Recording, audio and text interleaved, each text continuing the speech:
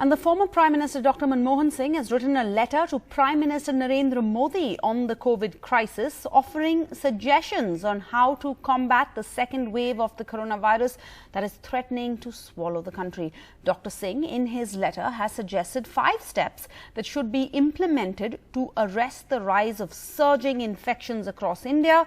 The former Prime Minister has stressed on ramping up the vaccination drive to defeat the coronavirus pandemic, and he says that the centre must proactively support vaccine producers in expanding their manufacturing facilities by providing funds and other concessions. The letter also says that the distribution of these vaccines, jabs among states, should be based on a transparent formula. Well, joining us now tonight, our newsmaker of the day, we have joining us Mr. P Chidambaram, Member of Parliament of the Rajya Sabha, former Finance Minister. Mr. Chidambaram, thank you for your time. Now, this 5-point guide on how to better manage the pandemic, in that Dr. Singh says he's forwarding these suggestions for consideration in a spirit of constructive cooperation. On that note, this letter talks more about transparency needed. What is the point Dr. Singh is trying to, and the Congress is trying to make here?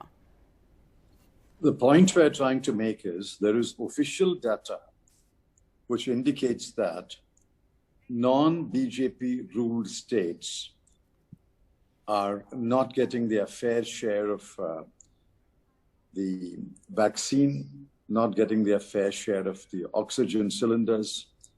And the chief ministers have been desperately trying to reach out to the Prime Minister. The Maharashtra CM could not even speak to him on the phone. Therefore, we say, make public your transparent formula so that the whole world will know on what basis you are allocating these very essential items to the different states.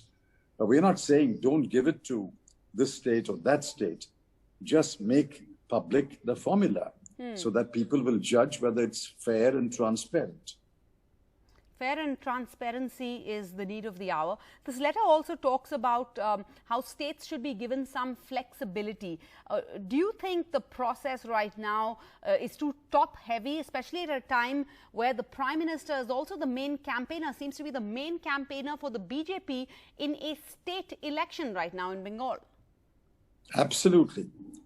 I don't think it was right on the part of the central government from day one to assume all powers and authority. Even a letter written by the Home Ministry under the NDMA or the Epidemic Act is considered a rule, considered a law. And there have been any number of instances in the past where, for example, Kerala wanted a slight change and they announced it unilaterally. The Home Ministry pulled them up and said, you can't do that.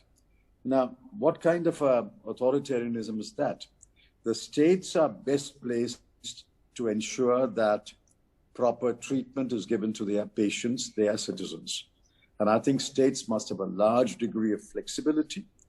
They must be able to decide who will get it on a priority basis.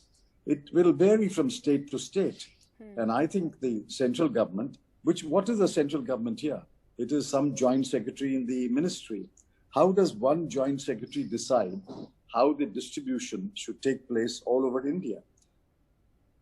Lastly, Mr. Chidambaram, in 1947, Nehru and Patel had reached out to their fiercest critics, invited them to join the cabinet.